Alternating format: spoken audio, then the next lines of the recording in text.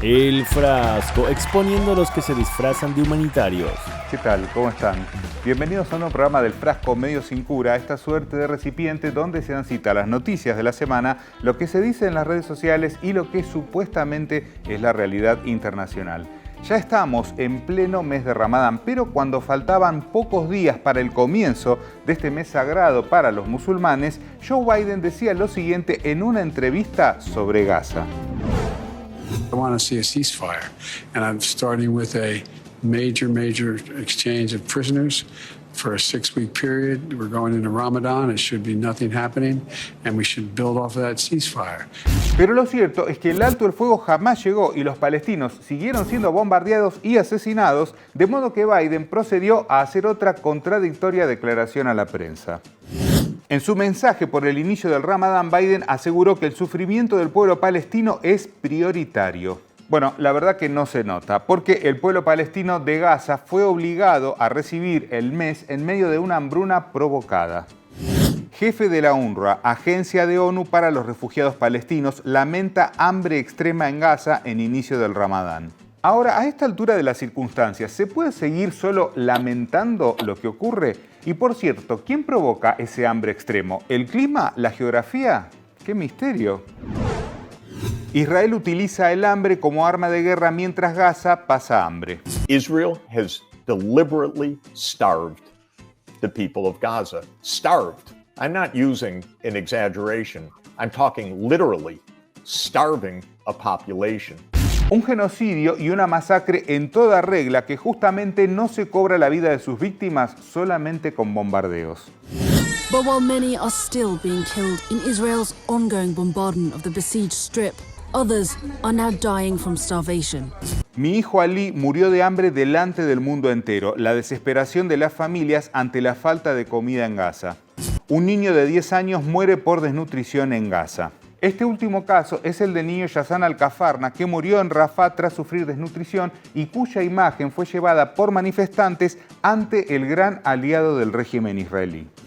Esta atrocidad está en manos del presidente Biden. Durante el primer día de Ramadán y frente a la Casa Blanca, activistas levantaron la imagen de Yassan Al-Kafarna, el niño palestino que falleció en Gaza la semana pasada a causa del hambre provocada por el asedio de la ocupación israelí. Y otro dato verdaderamente estremecedor es que entre los menores palestinos que murieron por la hambruna generada por el régimen israelí se encuentran bebés.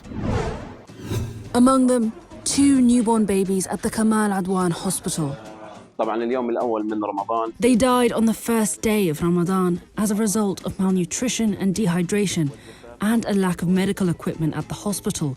Han reportado la muerte de 2 niños más por malnutrición y deshidratación severa, elevando a 27 el número de fallecidos en el norte de Gaza como consecuencia de esta hambruna creciente, la mayoría de ellos niños. En este contexto en el que la enorme mayoría de los que murieron por el hambre provocado por el régimen israelí son niños, es que un periódico europeo decidió que este tema era motivo de burla. Medio francés provoca indignación por una caricatura que se burla de la hambruna en Gaza. Veamos la caricatura en cuestión. Arriba leemos Ramadán en Gaza, inicio de un mes de ayuno. Y debajo vemos a un hombre persiguiendo ratas y una mujer que lo regaña, no antes de que se ponga el sol. Bueno, este chiste de personas que no están hambrientas porque sí, sino porque las han sometido a la hambruna intencionalmente, ha despertado algunas respuestas en las redes sociales. Un excelente ejemplo de cómo los medios occidentales y franceses deshumanizan a los palestinos e ignoran el actual proceso de genocidio y limpieza étnica del pueblo palestino en la Franja de Gaza. Imagínese la protesta si esta M representara a judíos hambrientos en la Alemania nazi. De nuevo en los años 30, deshumanización total. ¿No han aprendido nada? Ahora nos preguntamos quién será el director del medio que publicó ese dibujo. La respuesta no lo sorprenderá. El editor en jefe de Libération es Dov Alfon, ex miembro de la unidad 8200 de inteligencia militar israelí. Pero atención, porque si ese dato ya deja al descubierto quién avaló la burla a palestinos hambrientos, vean quién es hoy el dueño de ese medio paradójicamente llamado Liberación. El periódico es propiedad del multimillonario franco-israelí Patrick Drahi. Pero la burla a quienes padecen hambre no se detiene allí. Hace unas semanas veíamos cómo soldados israelíes celebraban una parrillada dedicada a los palestinos. Y ahora, ante la llegada de Ramadán, se rodean de comida árabe. Integrantes del ejército israelí desean feliz Ramadán a los palestinos rodeados de comida y bebida árabe mientras someten a los palestinos a la hambruna. Y son provocaciones que no son nuevas, ya que se repiten cada año en cada inicio del mes de Ramadán en toda Palestina. La primera noche de oraciones ya ha puesto a prueba esa promesa del gobierno israelí de que no va a limitar el acceso a la mezquita de Al-Aqsa en Jerusalén. Videos en redes sociales mostraron cómo la policía israelí impidió el acceso a cientos de jóvenes palestinos a la explanada de las mezquitas anoche. Un régimen de apartheid que pone el foco en uno de los lugares más sagrados para el Islam y en un mes especial para los musulmanes. Una opresión que de azarosa no tiene nada.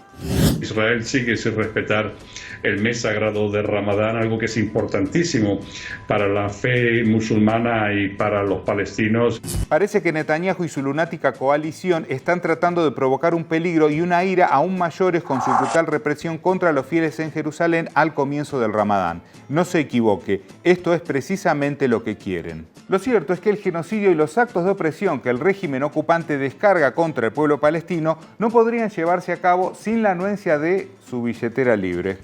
This will stop when the United States stops providing the munitions to Israel. It will not stop by any self-control in Israel. And it is, again, the United States, which is the sole support, and it's our mumbling, bumbling president and the others that are not stopping this slaughter. Y justamente Joe Biden o sus guionistas, vaya a saber, quisieron mostrar un gesto de humanidad con una llamativa medida para ayudar a los palestinos hambreados en Gaza. Rompiendo el bloqueo israelí, nada de eso.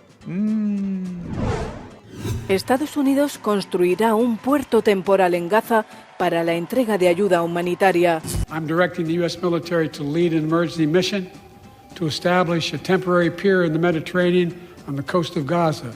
Si se trata del mismo país que proveyó el 80% de las bombas para el genocidio, bien cabe dudar de ese gesto humanitario y más aún si nos hablan de misión de emergencia y ese puerto se hará en 2 meses. Y mientras tanto, el Pentágono asegura que le tomará unos 60 días construir un muelle flotante para llevar ayuda humanitaria a Gaza. ¿Y para qué un puerto si abriendo Israel los puntos fronterizos podría llegar más rápido la comida? Una atinada pregunta que muchos nos estamos haciendo. ¿Será que esta medida apunta a fortalecer el control israelí? Spoiler, sí.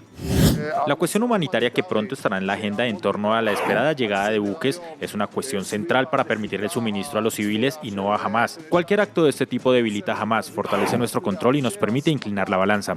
Es decir, soldados de Estados Unidos a bordo de 4 buques militares llegan a las costas de Gaza para construir un puerto en 2 meses y el régimen que hoy niega la llegada de ayuda por tierra dice que eso fortalece su control. ¿Dónde está lo humanitario aquí? ¿O hay algo que no nos están diciendo? ¿Se utilizará puerto estadounidense para despoblar Gaza? El puerto flotante frente a las costas de Gaza es una fachada humanitaria que oculta la migración voluntaria a Europa. Hisham Reisat, experto jordano en asuntos militares y estratégicos. Ahora, más allá de esta hipótesis, hay una realidad y es la importancia geoestratégica de la zona donde Estados Unidos instalará su puerto en Gaza. Y aquí, como les decía antes, hay un elemento fundamental. Que hay en Gaza que quieren todos, el gas. Los territorios palestinos tienen reservas abundantes de gas natural y petróleo que se valoran en miles de millones de dólares, pero al pueblo palestino se le priva de estos ingresos, mientras Israel, con el apoyo de Estados Unidos, aspira a convertirse en un actor global clave en el mercado energético. Recordemos que a partir de la guerra entre Ucrania y Rusia, alguien atacó un gasoducto que llevaría gas de Rusia a Europa. Así que hoy Europa está necesitada de alguien que le provea gas barato. Bingo. La otra clave de la operación de exterminio de Israel, el gas natural. El plan de Netanyahu es convertir a su país en una potencia gasística mundial. Para ello ya cuenta con los pozos palestinos ya usurpados y con lo que falta por perforar. Ahora vamos comprendiendo mejor por qué el genocidio en curso tiene luz verde tanto de Estados Unidos como de Europa. Evidentemente hay cifras que para los cómplices ameritan la masacre brutal sobre niños y mujeres. Tanto en el territorio palestino ocupado como en el área C de Cisjordania y la costa mediterránea frente a la Franja de Gaza, existen importantes reservas de petróleo y gas natural, cuyo valor asciende a miles de millones de dólares. Los yacimientos de petróleo y gas natural de la cuenca del Levante o Mar Levantino dentro del Mediterráneo tienen un valor neto de 453.000 millones de dólares. Teniendo en cuenta todos estos datos, se van despejando las dudas sobre ese puerto humanitario de Estados Unidos frente a las costas de Gaza. Estados Unidos va a construir un puerto militar en las costas de Gaza al ladito de las bolsas de gas para poder hacer llegar la ayuda. ¿Van pillando por dónde va el tema? ¿Desde dónde le es más fácil a Estados Unidos / Israel llevar el gas a Europa? ¿Desde Freeport, en la costa este de Estados Unidos, o desde el Mediterráneo, en Israel? Pues parece claro, ¿no? Si en 2003 Estados Unidos le mintió al mundo para justificar una invasión sobre uno de los países más ricos en petróleo del mundo, con más de 1 millón de muertos en el camino, ¿por qué debemos creerle que hoy le importa la vida de un pueblo con cuantiosas reservas de gas en sus costas? Este programa está dedicado a la memoria de Rachel Corrie. Los invitamos, por supuesto, a suscribirse y no se olviden de activar la campanita para seguir recibiendo todas las novedades aquí, en El Frasco, Medios sin Cura. El Frasco, Medios sin Cura.